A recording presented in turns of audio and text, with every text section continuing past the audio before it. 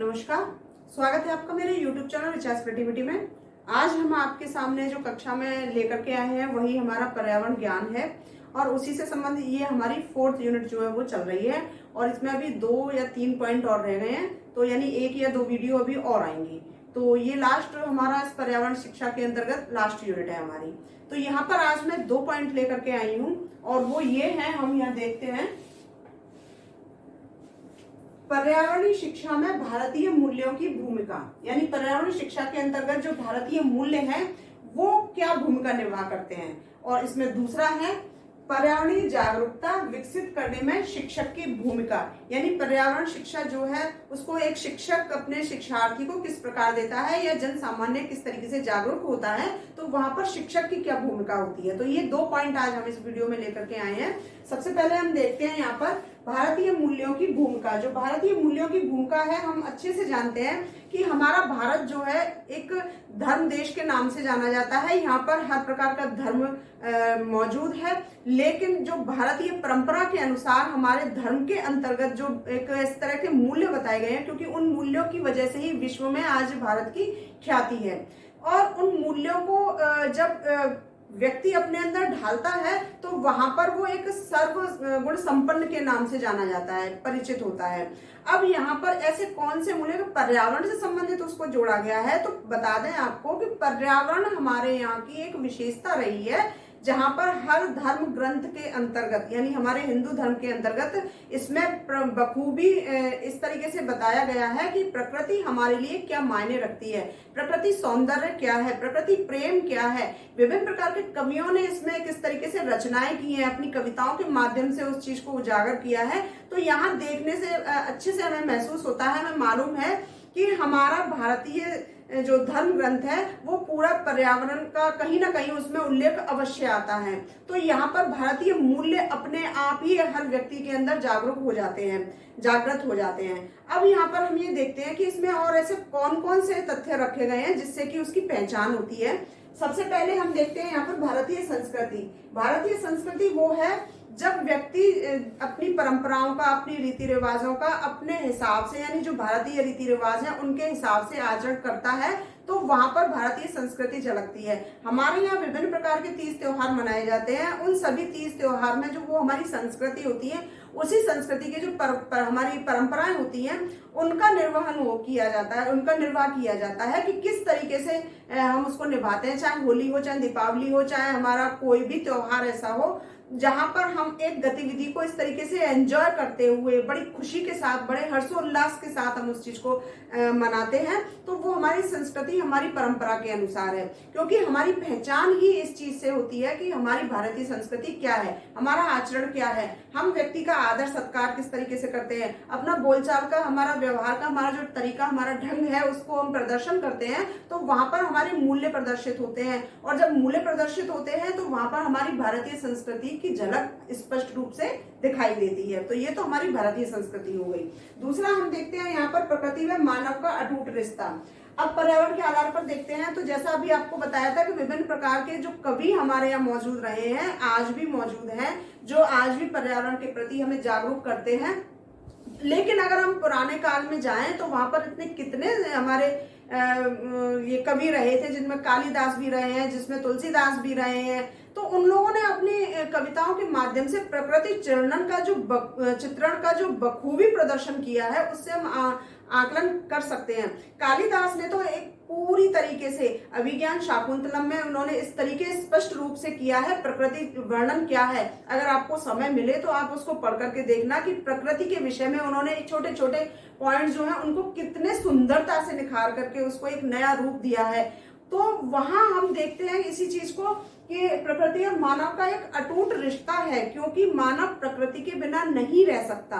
तो जब मानव प्रकृति के बिना नहीं रह सकता तो वहां पर एक ऐसा अटूट रिश्ता है कि जब जन्म भी प्रकृति में लेता है और उसका मरण भी प्रकृति में होता है, तो दोनों एक दूसरे के ऊपर निर्भर करते हैं। लेकिन अगर हम कहें कि प्रकृति मनुष्य के ऊपर निर्भर करती है, तो प्रकृति उतना निर्भर नहीं करती जितना कि मनुष्य का पूरा जीवन ही सांस लेने से लेकर के अंतिम अवस्था तक प्रकृति के ऊपर ही निर्भर करता है। तो वहां पर हम स्पष्ट स्पष्ट तौर से देख सकते हैं कि प्रकृति और मनुष्य का जो रिश्ता होता है वो अटूट होता है।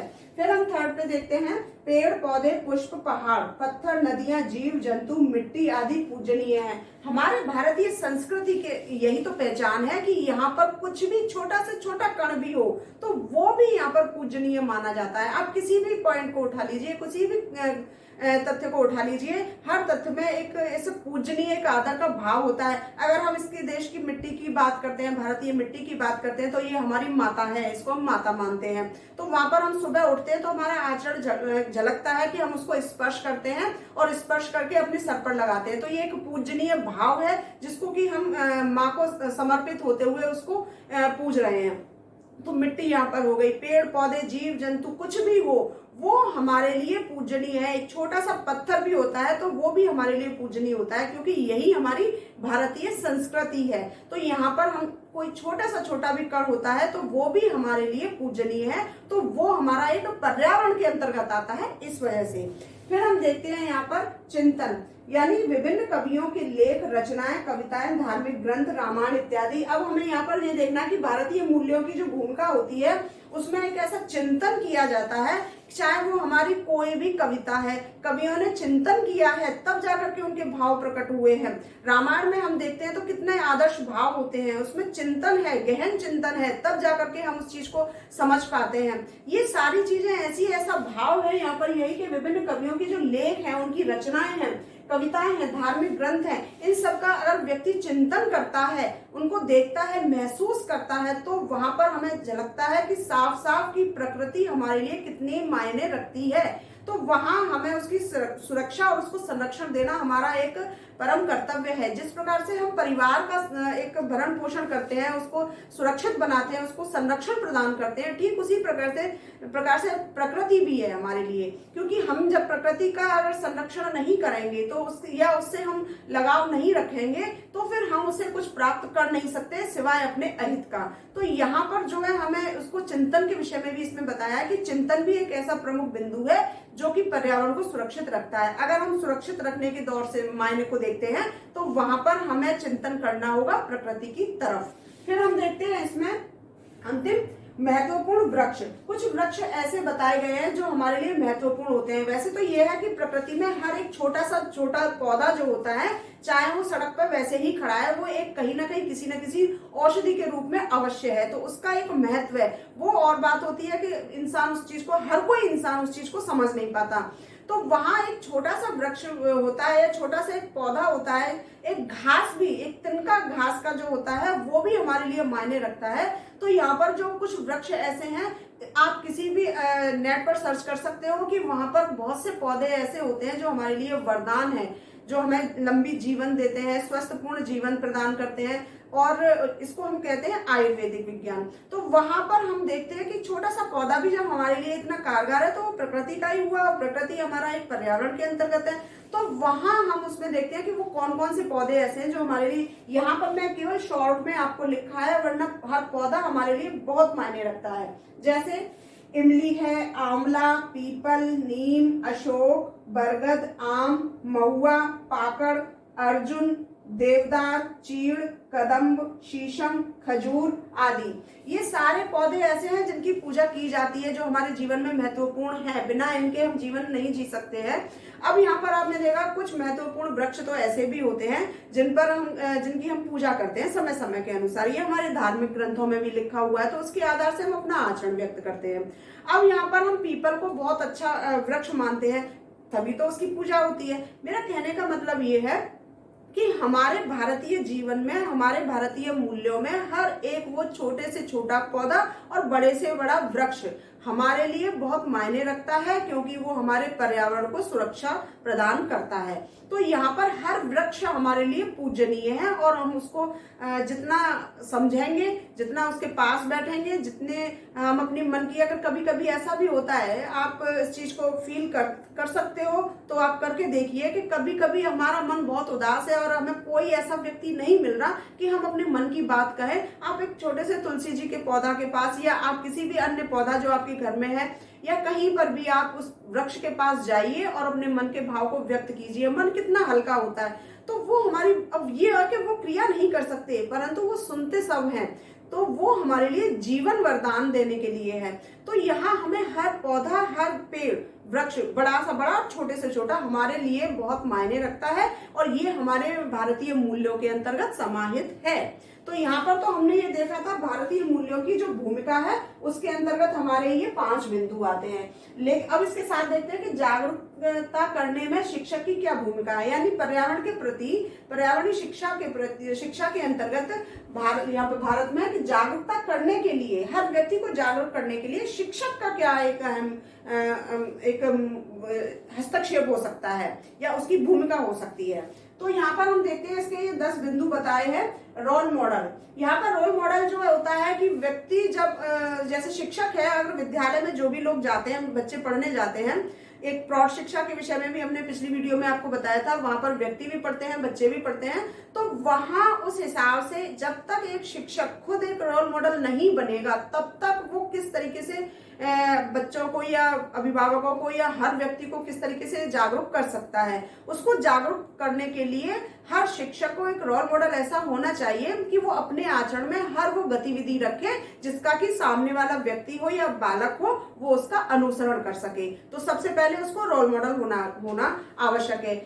अब्दुल कलाम ने भी यही बोला था कि हर व्यक्ति को एक शिक्षक की भांति रोल मॉडल की भूमिका निभानी होगी, तभी हम अपने आस पड़ोस के सभी व्यक्तियों को, सभी बच्चों को समाज में, समुदाय में, जब हमने इनको एक रोल मॉडल बनकर के प्रभावित कर लिया तो राष्ट्र हमारा अपने आप मजबूत बन जाएगा। तो ये सारी बातें रोल मॉडल एक शिक्षक के लिए सबसे ज्यादा आती हैं, क्योंकि हमारी भारतीय कक्षाओं में हमारा भविष्य जो है वो पनप रहा है। जब वो हमारा विकसित होगा तो हम अपने राष्ट्र को बहुत अच्छे से मजबूती दे सकते हैं। उसको जागरूक करना सबसे ज्यादा जो है वो आवश्यक है और इसके लिए एक शिक्षक को रोल मॉडल बनना होगा। दूसरा हम देखते हैं शिक्षक प्रभाव। शिक्षक प्रभाव यह है कि रोल मॉडल तो वो बनना ही है उसको, लेकिन एक शिक्षक प्रभाव वो अपनी गतिविधियों को इस प्रकार से करे कि उसका प्रभाव हर बच्चे के ऊपर पड़े।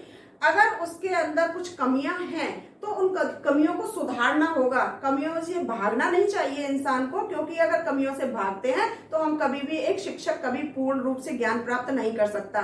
जब एक शिक्षक पूर्ण रूप से ज्ञान प्राप्त नहीं कर सकता तो वो अपने छात्रों को पूर्ण रूप से ज्ञान दे भी नहीं सकता है। तो यहाँ पर एक ऐसा व्यक्तित्व प्रभावपूर्ण होता है शिक्षक का, जिससे कि समाज में हो या समुदाय में हो या कक्षा में हो, कहीं पर भी वातावरण में हो, तो उसका प्रभाव उसके ऊपर पड़े। तो यहाँ पर शिक्षक का प्रभाव अत्यंत आवश्यक है, जो कि एक आदर्शमय होना चाहिए। थर्ड हम देखते हैं यहाँ पर सांस्कृतिक एवं सामुदायिक कार्यक्रम। विद्यालय के अंतर्गत समय समय पर कुछ इस तरह के कार्यक्रम आयोजन किए जाने चाहिए जिसमें संस्कृति का एक झलक दिखाई दे, और यहाँ पर एक सामुदायिक रूप से भी हम उस कार्यक्रम को कर सकते हैं एक समूह के माध्यम से। तो वहां ऐसे कार्यक्रम जब होते हैं पर्यावरण संरक्षण के रूप में, तो वहां पर एक समय समय पर होना अत्यंत आवश्यक है, ताकि इससे हर नागरिक जो है वो जागरूक होता रहता है। क्योंकि एक बार कई बात हो सकता है समझ में ना आए, लेकिन अगर किसी चीज को, किसी प्रक्रिया को बार बार किया जाता है तो उसका प्रभाव निश्चित तौर पर पड़ता है। तो इस प्रकार के जो कार्यक्रम अगर विद्यालय में किए जाएंगे या समाज में किए जाएंगे, जो छात्रों के माध्यम से कराए जाते हैं और शिक्षक के माध्यम से कराए जाएंगे, तो वहां पर हमारे समाज में, हमारे समुदाय में बहुत अच्छा प्रभाव पड़ता है। तो इसलिए हम इसको अच्छे से बनाते हैं इस कार्यक्रम को और जागरूक करते हैं। विभिन्न प्रकार की रैलियां हो सकती हैं, कोई कार्यक्रम हो सकता है, वृक्षारोपण हो सकता है, कुछ भी हो सकता है वो कार्यक्रम। सांस्कृतिक कार्यक्रम के माध्यम से कोई ऐसी नाटिका प्रस्तुत की जाए, कोई ऐसे गीत आयोजन किए जाए, कविताएं रखी जाए, तो इसके माध्यम से प्रभाव जो है प्रकृति के ऊपर अच्छे से पड़ता है। प्रकृति का तो है ही है, लेकिन जो हमारा जनसाधारण लोग हैं उन पर बहुत अच्छा प्रभाव पड़ता है, जो कि समय समय के अनुसार होते रहना चाहिए।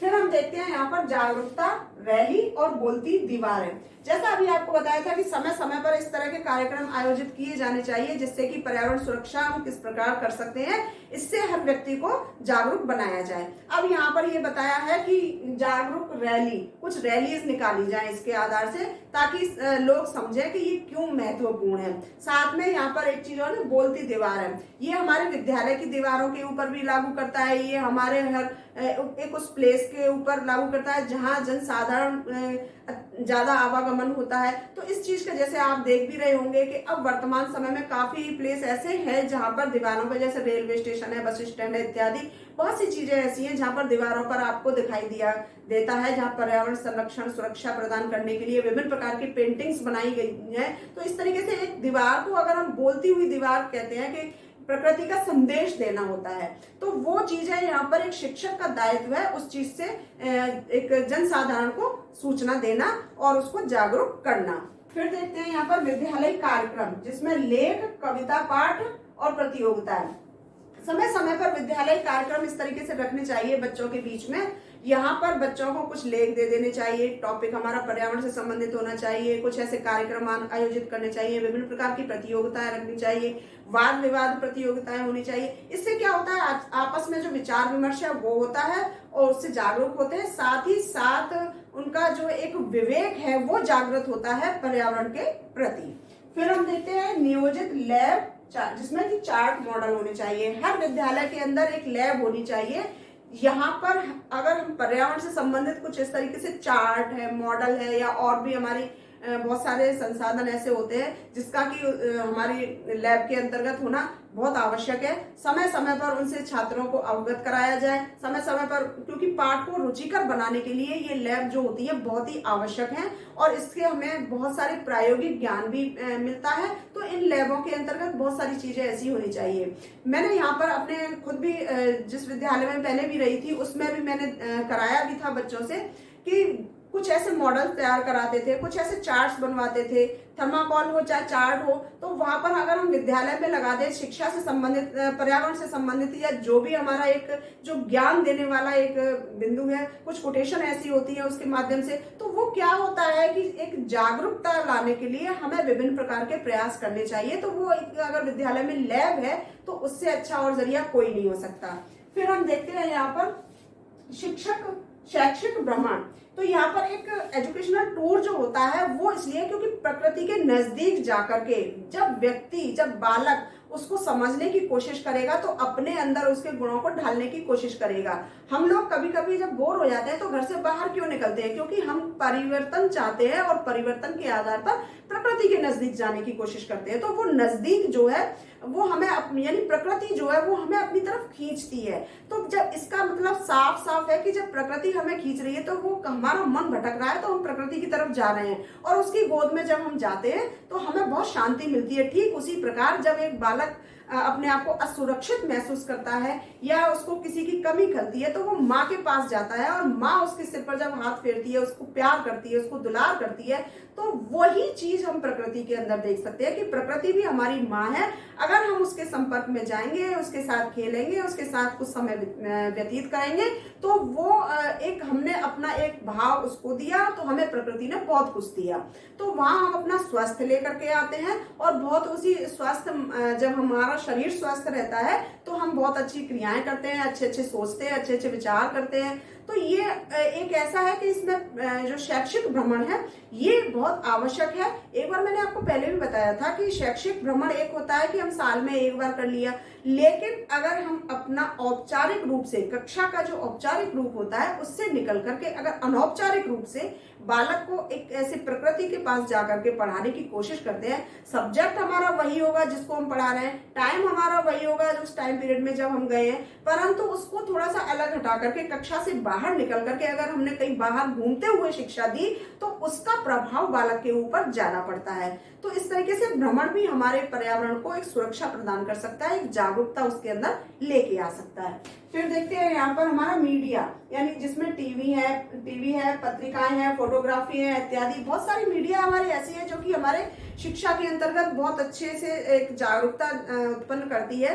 जिसमें सर्वप्रमुख हम देखते हैं तो टेलीविजन है हमारा, उसमें समय समय पर विभिन्न प्रकार के बहुत सारे कार्यक्रम ऐसे बताए जाते हैं, बस बालक को उसकी तरफ प्रेरित करना होता है। साथ ही उसमें विभिन्न प्रकार की पत्रिकाएं भी होती हैं, किस तरीके से हम उसको एक यूजफुल बना सकते हैं, किस तरीके से उसमें कौन सा ऐसा लेख है जिसको हम पढ़ सकते हैं, इस तरीके से बहुत सारी बातें हैं जिसमें मीडिया भी पर्यावरण को संरक्षण देने के लिए, जागरूक करने के लिए हमें प्रेरित करता है।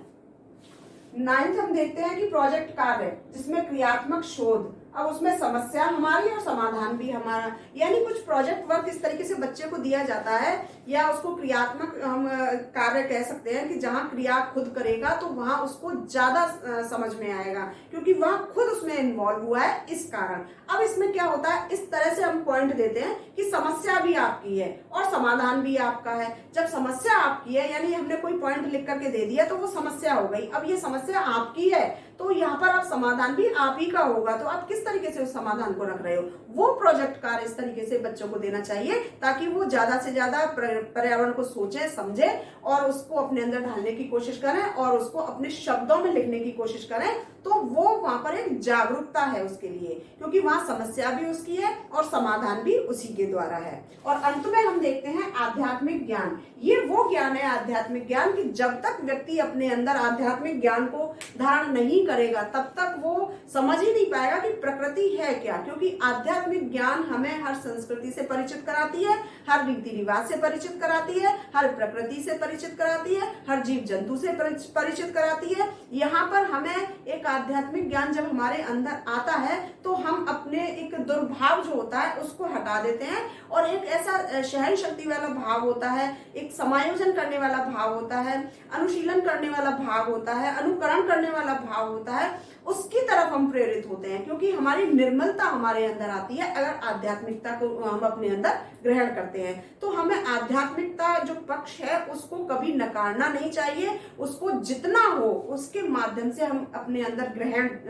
कर सकते हैं शिक्षा को, उसको उतना ग्रहण करना चाहिए। तो मुख्य बिंदु आध्यात्मिक हमारा ज्ञान है, उस चीज से अगर हम बालक को प्रेरित कराते हैं, क्योंकि उसके अंदर आध्यात्मिक ज्ञान के अंदर प्रकृति का, पर्यावरण का इतना एक वृहद रूप से, इसमें एक विस्तारित रूप से इसमें परिचर्चाएं हो चाहे ज्ञान हो, बहुत ज्यादा ज्ञान दे रखा है। तो वहां पर आध्यात्मिक ज्ञान की तरफ अगर बालक का लगाव होगा तो वहां पर पर्यावरण की तरफ बालक का झुकाव स्वतः ही होता चला जाएगा और वो पर्यावरण क्या है इसकी महत्ता को समझते हुए उसको संरक्षण प्रदान करने के लिए ही क्रियाएं करेगा। तो इस प्रकार से यहाँ पर एक शिक्षक की भूमिका है कि वो अपने किस कार्य की वजह से, किस क्रिया के कारण, ऐसी कौन सी क्रिया है जिसके कारण वो छात्रों को, समाज को, सबको प्रकृति से नजदीक ला सकता है, उसको किस तरीके से जागरूक कर सकता है। तो ये सारे पॉइंट शिक्षक के माध्यम से हो गए और ये हमारे भारतीय मूल्यों की भूमिका हो गई कि किस तरीके से एक हमारा भारतीय संस्कृति है, भारतीय मूल्य है,